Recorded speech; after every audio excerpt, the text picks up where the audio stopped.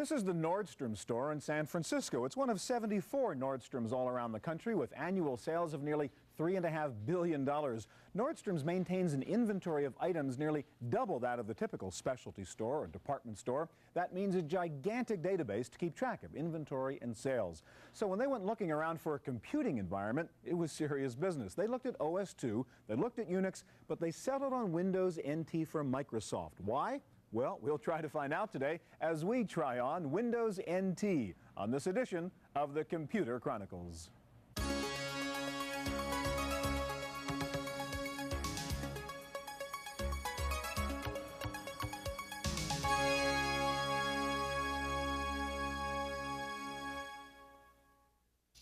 Computer Chronicles is brought to you in part by Intel, microprocessor technology for the software of today and tomorrow. Intel, the computer inside. Additional funding is provided by the Software Publishers Association, providers of educational materials to help manage software. Don't copy that floppy. And by Hewlett-Packard, Personal Computer Division.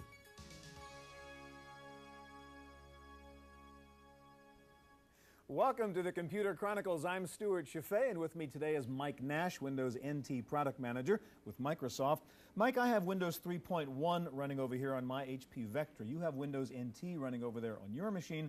They look almost identical. What is the difference? Well, Stuart, the idea was to make them look as much the same as was possible. They both use the same familiar program manager, and in fact, a lot of the tools, like the file manager, are exactly the same. In fact, if you could launch that on your machine... I'll launch my file manager in 3.1. You launch yours in NT. You see, they're basically the same. I've got a few extra things that aren't there on Windows 3.1. For instance, I can have long file names. A file like named something like the Computer Chronicles can have a space in it, or whatever special characters I want to use. You'll also notice that Windows NT automatically generates a short file name so that older DOS applications can be 100% compatible on Windows NT. Windows NT is also designed to be a secure operating system, so we actually have full support to control the permissions and see who can look at a file. The Computer Chronicles plan can be viewed by anyone, but we want to make sure that all the power users have full access to this. So we'll simply go in, choose power users from the list, add them, give them full control, and now they can access this file in any way they want. Now, while Windows NT runs all the standard Windows applications that you'd ever want, Windows NT is designed to run more than one application at the same time. So it looked the same on the surface, but you were running all these other operations underneath. Right in the background, exactly. Windows NT is also designed to be a very manageable system. So if we actually launch the performance monitor, you'll see that I can actually look and control exactly how the system's being used. In this case, I'm monitoring CPU utilization in total and seeing how it's being shared between the applications and between the system.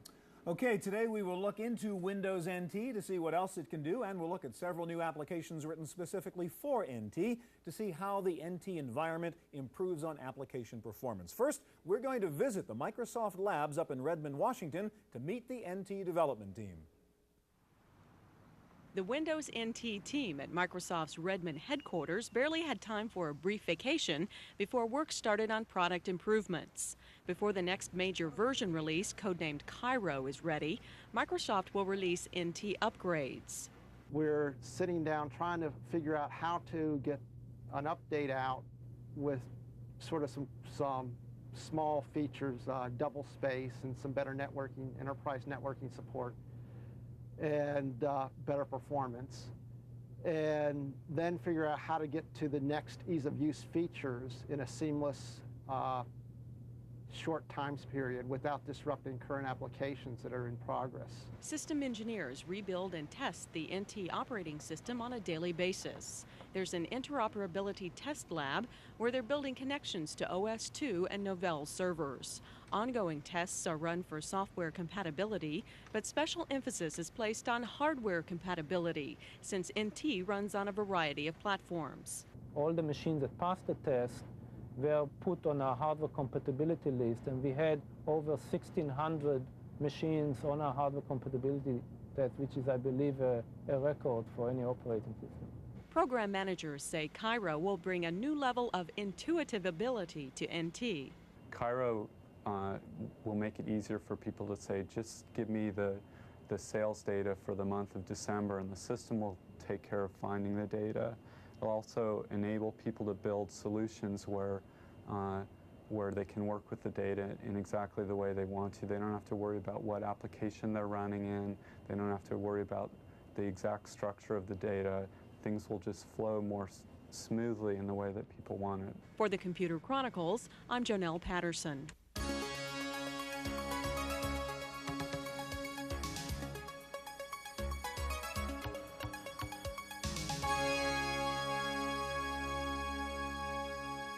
Two of the nice features of Windows NT are portability and scalability. Here to show us what that means are Ray Court of Microsoft, and also back with us Mike Nash of Microsoft. Ray, we're going to start with you and talk about portability, and what does that mean?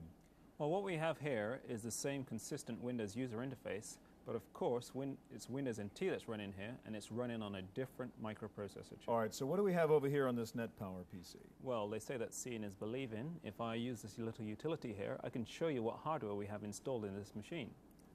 If I choose hardware, you can see that my CPU type is actually a MIPS microprocessor. So we're not running a 486 or a Pentium here. This is a MIPS R4000, and we're running NT. Correct. What's the advantage to me of being able to do this? The advantage of being able to do this is that you can integrate a new generation of 32-bit applications with your most popular applications, for example, like Excel, 123 for Windows, or WordPerfect. So you're running 16-bit Excel up here. I'm running 16-bit Excel, and in the background I have a 32-bit application called PV-Wave, which is used to visualize data.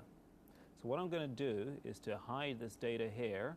So that's data coming out of Excel. This is data coming out of Excel to PV-Wave, 16-bit to 32-bit, Okay. and I'm going to plot that information so that we can see it in a different form.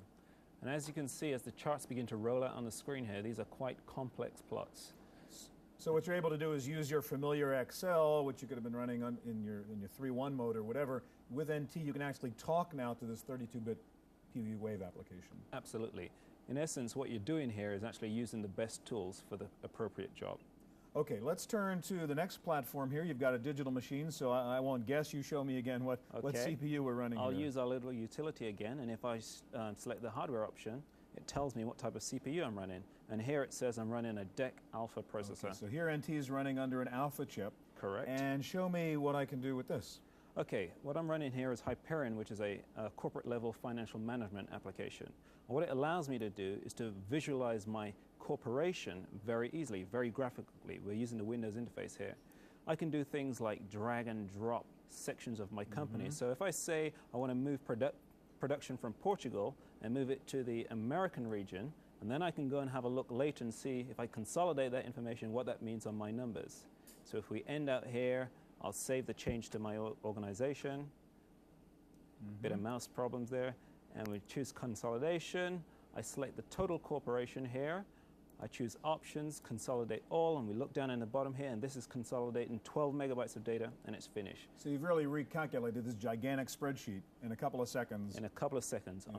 On Windows 3.1, that would normally take several minutes. Okay, thank you very much, Ray. Let's move along from portability to scalability and talk to Mike again. And Mike, what are you going to show us about scalability then?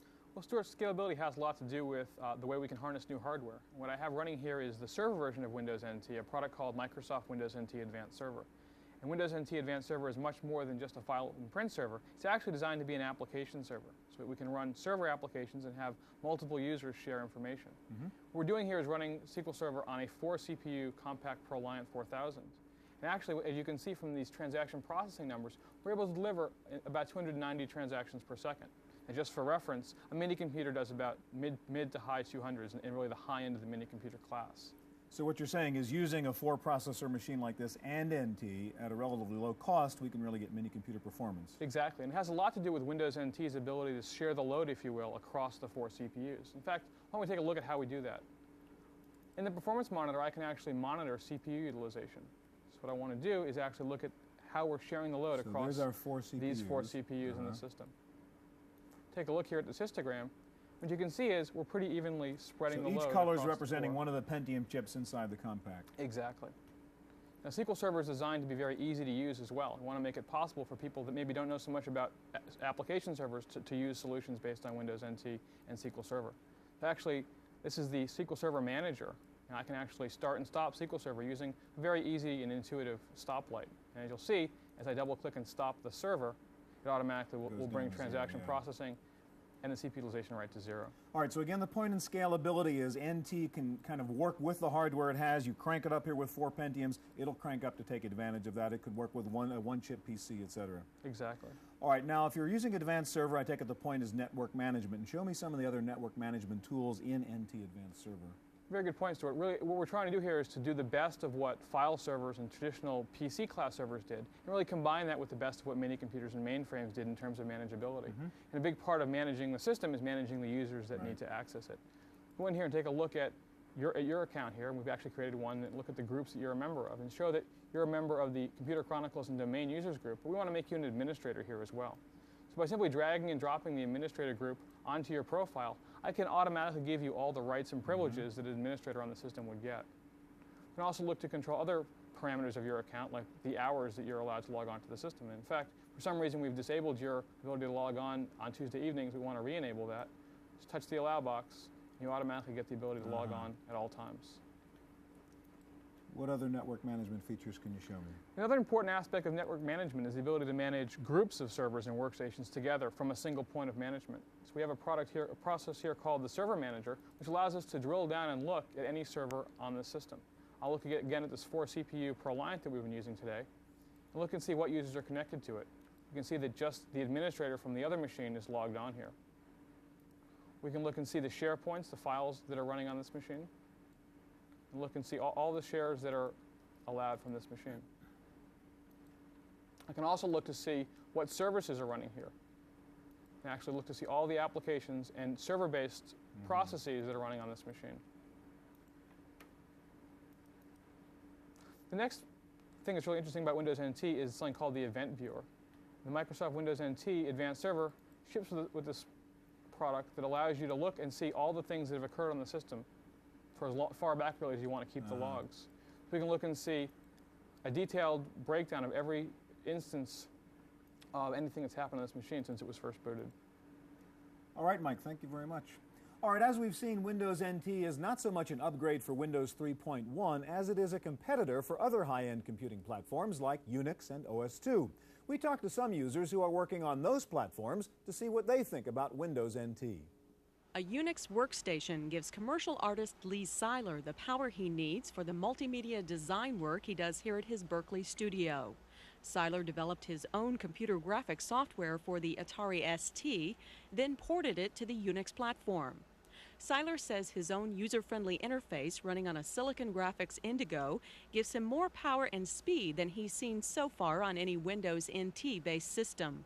The problem right now probably isn't NT in and of itself, but the fact it's running on what I would say is a low horsepower hardware platform.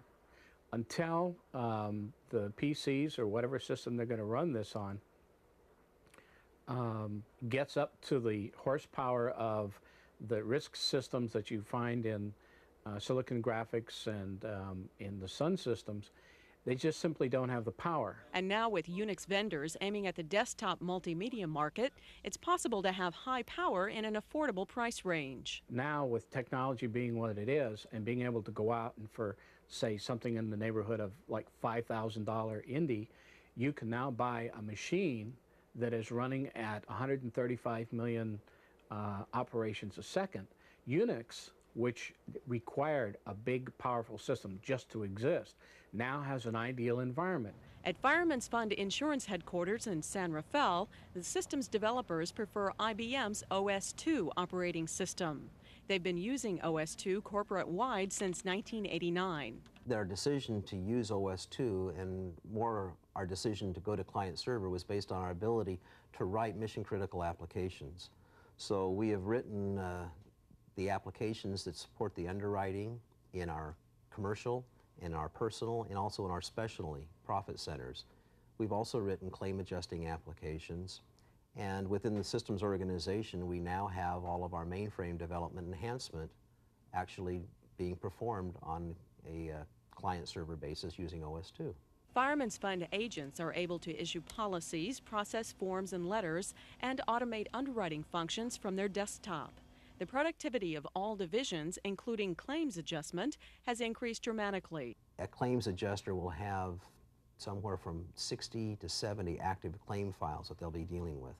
and we've taken the client-server technology, OS2, and written a front-end application to our existing mainframe claims processing system to automate a lot of the workflow and procedures that a claim adjuster has to deal with. Since application programming is done on the desktop, end users are able to get involved early on in the development process. Fireman's Fund has so completely absorbed OS2 into its corporate functions, they're not looking to make a move to Windows NT. We're not seriously looking at Windows NT right now. We made the decision to go with OS2 and suffered through some of the growing pains, but now have no complaint or no real reason to cause us to look otherwise. We're frankly very happy with what OS2 provides to us. For the Computer Chronicles, I'm Jonelle Patterson.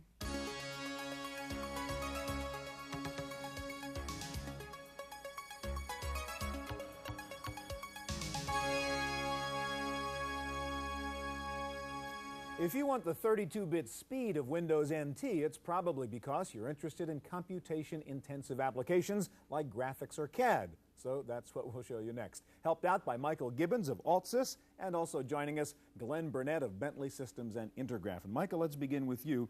You're with AltSys, and you guys have a technology called Virtuoso, which you've then applied to the new Aldus Freehand 4.0, written specifically for NT, which is the first graphics design application for NT. Show us some of the power of running this kind of design program under NT. Okay, first of all, Stuart, it's the inspector, which gives it a very nice interface. And what we'll do is we're going to bring in some text. We have the text already in, and we're going to bring in an image. Okay, so you're laying out an ad or something right now, Correct. Right? Okay, and you've already got some text, and you've got a headline in there. Correct. So what we'll do is we'll place a document that we've already created with freehand. And if you notice, simply by double-clicking, cursor turns into a corner icon. I'm going to place and scale this accordingly. And this is a very complex document. And just in a matter of seconds, boom. Okay, now what we'll do is we're going to open up an inspector panel again, and we're going to link the text, as you'll see here, to another container, which we've already got, and we'll go in and we'll fit the copy.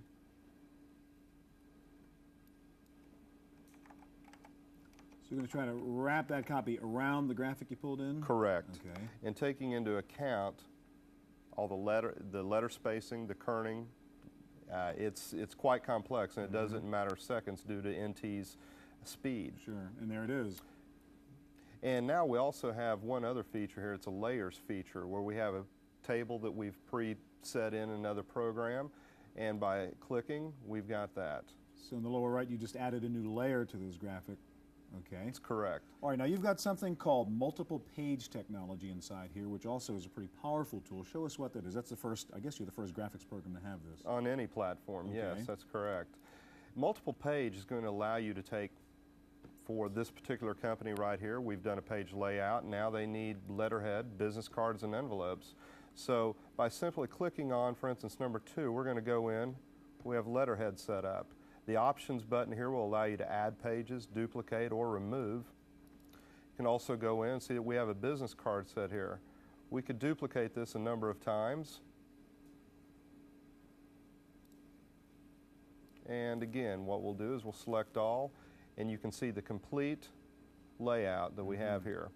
That's a little small, but you do get the picture. So you can do the whole bit. Take your graphic design, put it in the ad, put it in your letterhead, put it in your business card, and so on, all using the same environment. That's correct. All right, thank you very much, Michael. We're going to move over here to Glenn now and take a look at another application under NT. And I guess the question for you, as I had for Michael, what's the benefit? You wrote MicroStation just for NT, and what's the extra power you get out of that? Well, the extra power comes both on the front end in the speed and on the back end in the ability to make this software product portable to other platforms as they become available. So the advantage, we saw portability before. You write for NT, you're automatically on all these platforms NT Yeah, with supports. a quick compile, you bet. All right, so show us a little bit about MicroStation and what some of the power of it is. Well, MicroStation is a very powerful CAD program that uses the icon capabilities of Windows NT as well as the ability to drag off our icons so that I can arrange my desktop to an efficient method where it makes it easy for me to use or users to use.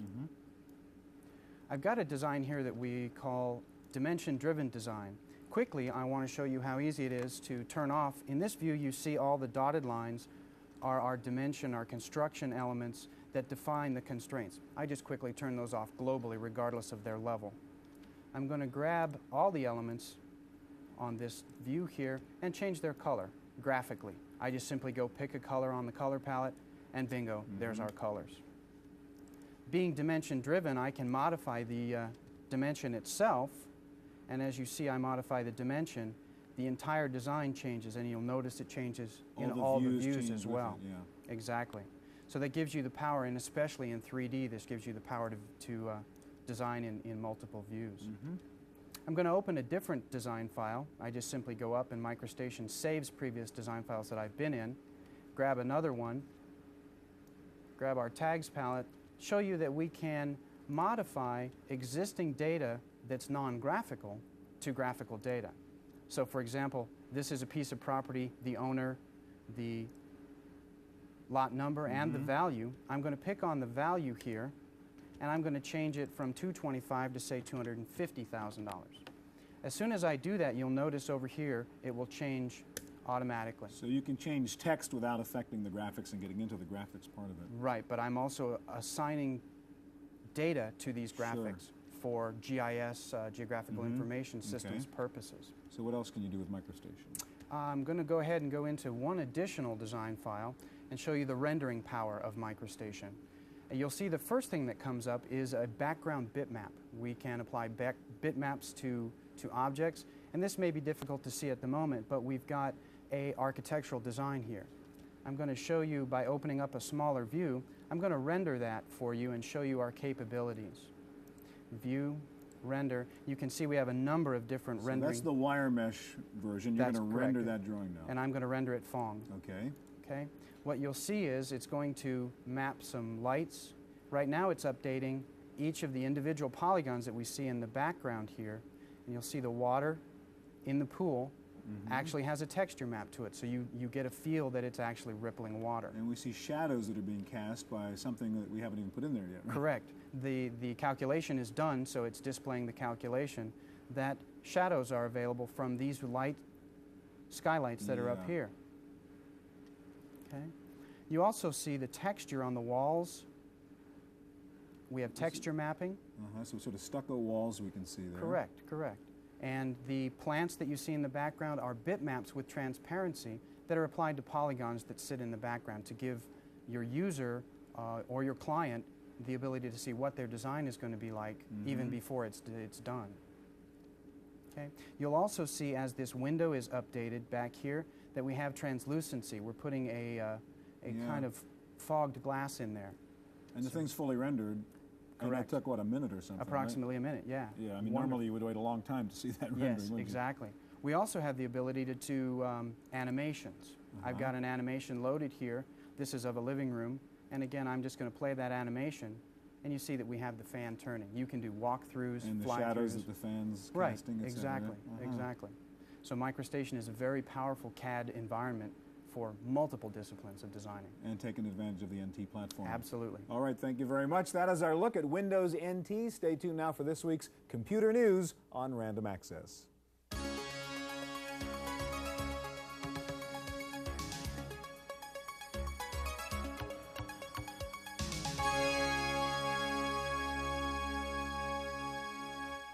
In the Random Access file this week, lots of new products and technology announcements at Fall Comdex. We'll have a full report on this year's Comdex in an upcoming show. Apple Computer grabbed Comdex headlines with the announcement of its combination Macintosh Windows machine. The Quadra 610 DOS compatible, codenamed Houdini, will let users switch between System 7, DOS, and Windows with the touch of a hotkey. The DOS compatible Quadra will sell for about $500 more than standard Quadra 610 models. Philips Consumer Electronics says its new Brilliance 2130 monitor represents a major advancement in display technology. It's the first monitor that extends digital technology to all the internal signals governing picture performance. The Brilliance 2130 provides high contrast and brilliant colors with low image distortion. The new digital monitor is priced at $3,500 and will begin shipping in January. Texas Instruments has added a new color notebook to its TravelMate line. The TM4000 packs a 486 DX2 processor and features a keyboard similar to a desktop computer. Prices start around $3,500. Hewlett-Packard packs a lot into its new OmniBook 425, the newest member of its Palm-top PC family. The 486-based system comes loaded with a suite of Windows applications. The OmniBook 425 weighs in at 2.9 pounds and runs on 4 AA batteries. The IBM PC company is aggressively marketing its PS2 server line by cutting prices by up to 26%. PS2 server prices now range from $2,800 up to $11,000. Blockbuster Video will offer CD-ROM software and hardware for rent in 50 of its Northern California stores. Blockbuster plans to take the CD-ROM rental program nationwide if it catches on during the pilot program. Compton's New Media has already signed on to offer its CD-ROM software titles for rent. And Sega says you can really get into your favorite video games with the new Activator controller. It turns your body movements into on-screen action, allowing you to become the game character or moving object on the screen. The Activator works with all Sega Genesis games. That's it for this week's Computer Chronicles. I'm Janelle Stelson.